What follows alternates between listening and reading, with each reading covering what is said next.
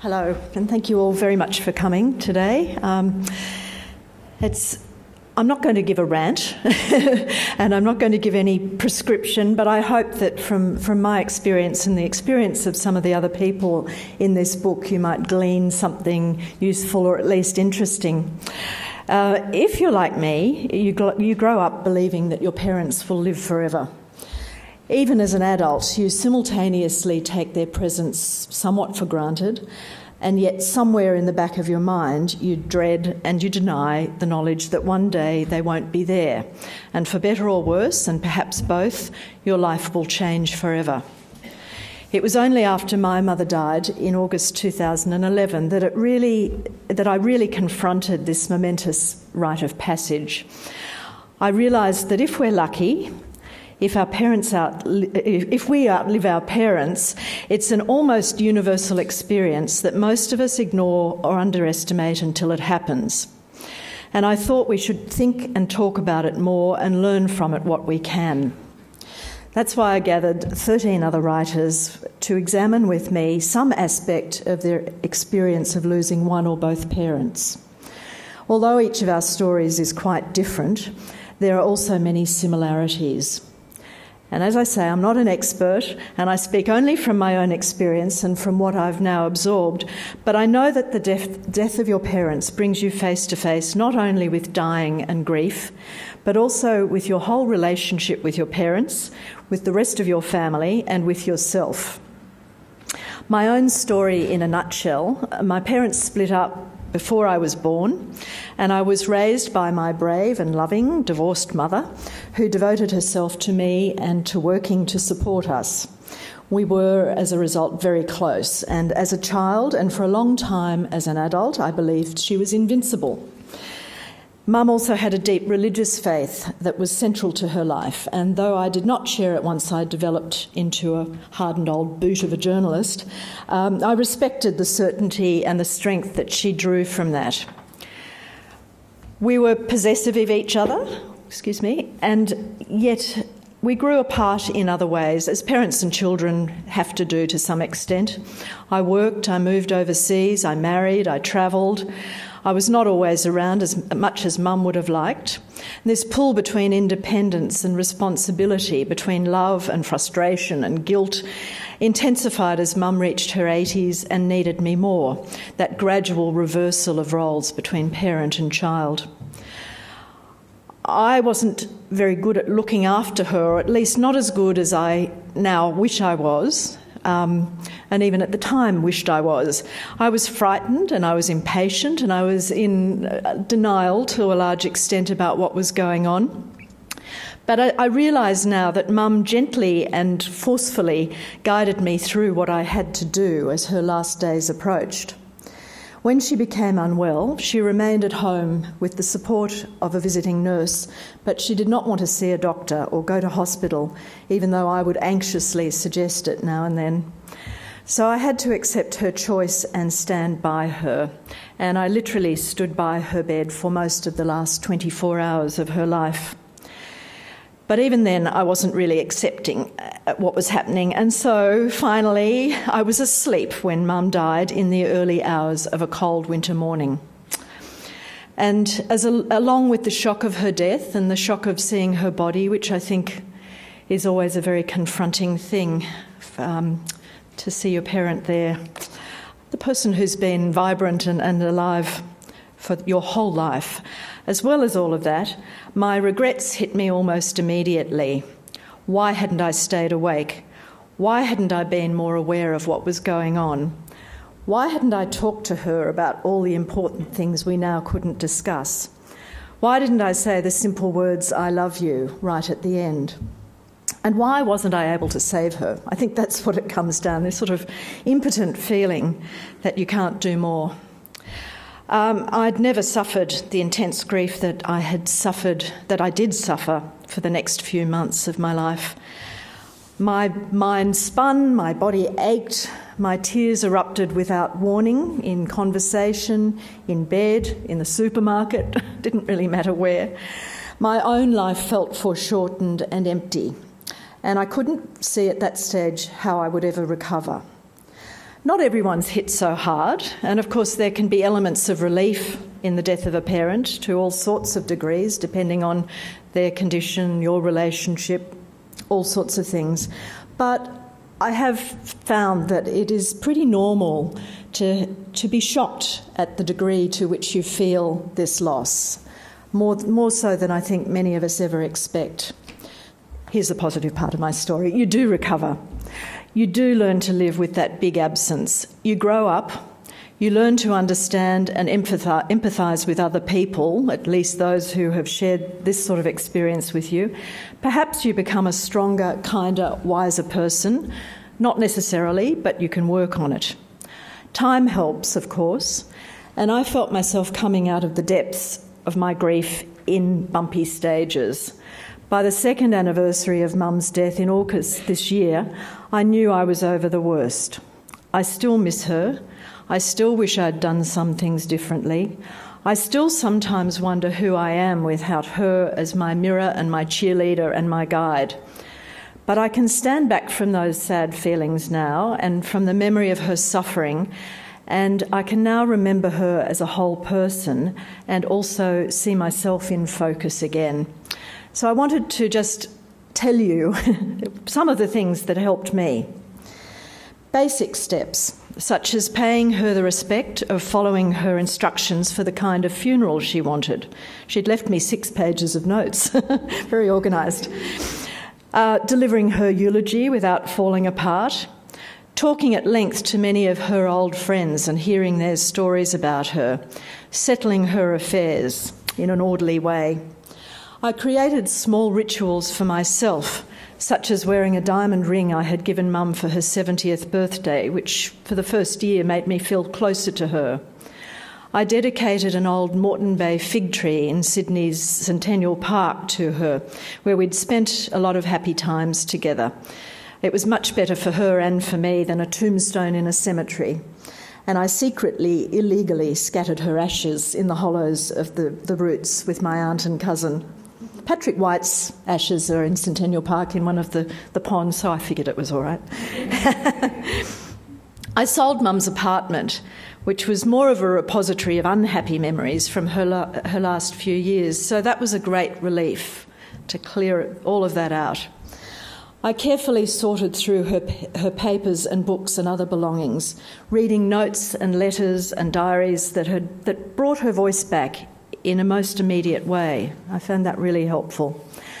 And then I wrote about her. This book, My Mother, My Father, grew out of the many conversations I had with other people whose parents had died or were dying, and who understood what a difficult and yet what an interesting phase of life it is. As a baby boomer, of course, I am surrounded by such people, and we recognised each other as new mothers or dog owners do, and I found that a tremendous support. And I decided it was worth sharing some of our stories with a much wider group, and found most of the writers I asked were eager to do so. However, for more than a year, I was barely able to write a word. I still had that spinning head. I couldn't make sense of my churning emotions. But as the deadline approached, I made myself sit down and write, and suddenly the story, a story I knew about people I knew very well, poured onto the page. And when it was done, my mind and my body stopped churning. Well, if not stopped, at least calmed and slowed down noticeably. I'm told by many of the other contributors that writing had a similarly cathartic effect on them. So whether your parents died recently or long ago, or are still alive but inevitably ageing, I recommend thinking, talking, and perhaps writing about them as individuals, about their place in your life and their influence on you as a person. Express the emotions, whether it's bewilderment, sadness, relief, anger, whatever it might be that you're feeling about them. You will at least feel less alone, and you might learn something important. I've learnt a lot from working on the book, first of all from the contributors. From David Marr and Margaret Rice and Nikki Barraclough and Linda Neal, for example, I learnt that the medical help I would have liked my mother to accept might have eased the passage of death for her, but that it is not infallible nor always predictable. And where I was looking for some kind of ideal, easy death, I'm not sure that we have a formula for that. It seems to me that for our parents and for ourselves, we still need to work on enabling people to end their lives with greater comfort and dignity in the circumstances and the ways that they want, whether it's at home, in hospital, or in a nursing home or hospice. And that's a whole other conversation, which I won't even get into here, but it's one we need to keep having as well. From Caroline Baum and Susan Duncan, who write about parents still alive, I was reminded that the loss of a parent is not an event, but a process that can be drawn out and dramatic, as in the case of Caroline's father, who slips into dementia. Or it can create time for resolving old differences, as with Susan's mother, who in her 90s remains stubborn and competitive with her daughter and very funny and might just outlive Susan. You might be pleased to know that there is plenty of humour in this situation, often poignant humour, sometimes dark humour. Mandy Sayer, for example, writes about having a swig of her father's morphine when he's dying of cancer. And after her mother's funeral, she's asked by the priest, "What are you doing later? I have some lovely red wine back in the rectory." From Tom Keneally and Helen Garner, I learnt that even in your 70s, and even when your parents have been gone a long time, you remain their child. Whatever the underlying feelings between you and them when they were alive, they will be the feelings that erupt when they die. Tom describes himself as infantile in the way that he misses his mother's praise. Everything this famous writer did was a clumsy effort, he says, to win her approval, and without her he feels a loss of purpose. For Helen Garner, there is still the guilt she feels for being a difficult daughter who fought with her father and was dismissive of her mother. And then she says heartbreakingly, "Oh, if only she would walk in here now." For Helen and for David Marr, there's the sense that our parents become a tangible presence in our appearance and in our behaviour. "Her ghost is in my body," says Helen. David has a reassuring sense of growing into them. From Catherine Hayman, I learnt that the death of a violent and long-absent father is as painful, and in a way even more so, as the death of a loved parent with whom there is no unfinished business. From several of the writers, I learnt that too often death hunts in a pack. Soon after her father's death, Catherine also had to deal with the sudden death of her beloved father-in-law, both of them on the other side of the world when they died, which brought a whole other set of anxiety for her. Margaret Rice and Nikki Barraclough both have their grief compounded by the death of a brother soon after their mothers die. As an only child, I was curious to learn from several writers how the death of their parents reshaped the relationships between siblings, for better or worse, subtly or dramatically. Most of us, of course, have to face the deaths of both parents, whether soon after one another, whether years apart. The second shoe has to drop. My father is 88 and battling on, but growing frail, and my heart breaks at his courage. I wonder how I'm going to feel when when he too is gone and I'm truly an orphan. I'm trying to apply some of the lessons I learnt with Mum, to talk about old wounds, to ask him questions, to listen to his repeated stories and try to remember them, to tell him that I love him and not let any minor irritation overshadow that, to offer help but not feel like a failure when he often stubbornly refuses to take it. But really I'm still just me with all the same faults and mistakes that I had in dealing with my mother, and Dad is his own bundle of strengths and weaknesses, and we will bumble our way through to the end. I learnt from Tom Keneally that the independence that made our generations of parents strong can also be their downfall, because they are stoical and stubborn and sometimes taciturn. I learnt from our small sample, interestingly, that lung cancer, often but not always the result of smoking, is the great killer of those generations. Grief takes different shapes and sometimes creeps up on you. Tom Keneally was struck down by depression 6 weeks after his father's death, which he says seemed to shatter the interior of the earth I stood on. Gerard Windsor did not feel a great sense of loss when his father, a distinguished doctor, died. As many people do, he felt a certain liberation from his father's influence, but years later he felt compelled to seek justice for his father's reputation, almost as a debt he owed him. As another generalisation, I observed that among these writers, the women write with unashamed emotion, while the men tend to intellectualise their grief or joke or feel embarrassed or otherwise distance themselves from it. It's a generalisation. The lessons continue too, as readers respond warmly and quite passionately to the book in ways that sometimes surprise me. For example, my younger half-sister told me that reading my story about my mother made her think about how her children will one day have to cope with her death. She's felt galvanised to write down for them, as my mother did, a record of her memories and her love for them. Among the most pleasing reactions I've had is the news from an old school friend who lives in England that on reading our stories, she immediately booked a flight home to visit her mother. And I've heard that from lots of people.